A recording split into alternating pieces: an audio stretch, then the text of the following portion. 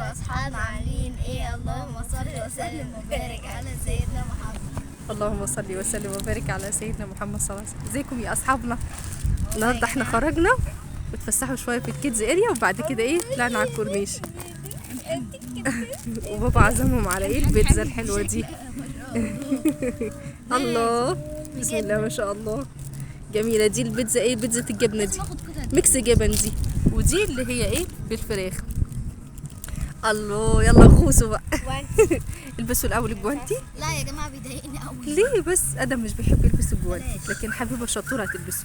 اصل انت قعدت تلعب في الالعاب وبعد كده ما غسلناش ايدينا. احساس ايدي تراب جدا. انا ما طيب شاطر. شفتوا يا اصحابنا الصوره الجميله اللي البنوته رسمتها الحبيبه؟ جميله. جميله الرسمه دي خالص. انا كان نفسي يلا ناكل بقى، نقول بسم الله. يلا قولوا بسم الله، قولوا بسم الله الرحمن الرحيم. ماما بتتشعل. يلا، مش راضي يلبس الجوانتي ايه ده؟ يلا يلا، قلتوا بسم الله الرحمن الرحيم. شاطره حبيبه، اكلت البلوزه معاها، شطوره. في مناديل اهي. جميله. انتوا طبعا هتقولوا لي عشان اكل بره يبقى حلو طبعا منكم انتوا. خدي يا حبيبه المناديل، خليها معاكي. يا جماعه طيب يعني ماما خلاص البيتزا اللي بتعملها كمان ملهاش لازمه يا كلاب. دي بتعرف عامل ازاي بتاعت بره، مفيش اي فرق. طيب انت لو عملتي دي بالجبنه هتبقى بتاعت بالجبنه، لو عملتي دي بالجبنه مش. كلي بس، كلي، قولوا بسم الله الرحمن الرحيم وكلوا يلا. ايه رايكم في الرسمه الحلوه اللي حبيبه رسمها؟ مش عاجباها، عماله تقول مش عاجباها بس جميله. البنت مشي. البنت كانت عماله ترسم لناس كتير خالص واطفال صغننين. يا ادم انت كبير راجل. ماليش دعوه، انا عايزه ارسم. يلا كلوا يلا. انهي اللي طعمه احلى؟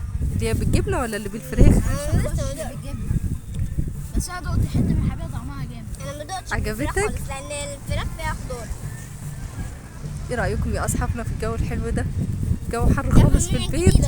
اه كاننا مشغلين تكييف يا جماعه. دي تحس ان بس احنا قاعدين هنا في مكان مش حوالينا حد كتير يعني، بس يعني بصوا فاضي من اول البيت الحلو. لاخر. الدنيا هاديه يعني هنا حلو. بسم الله الرحمن الرحيم.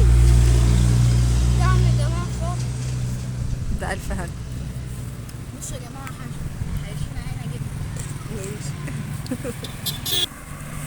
يلا كلي بيبي. عجبكم البيتزا؟ ده الف هنا وشفا. ادم هيبتدي يقطع لوحده اهو.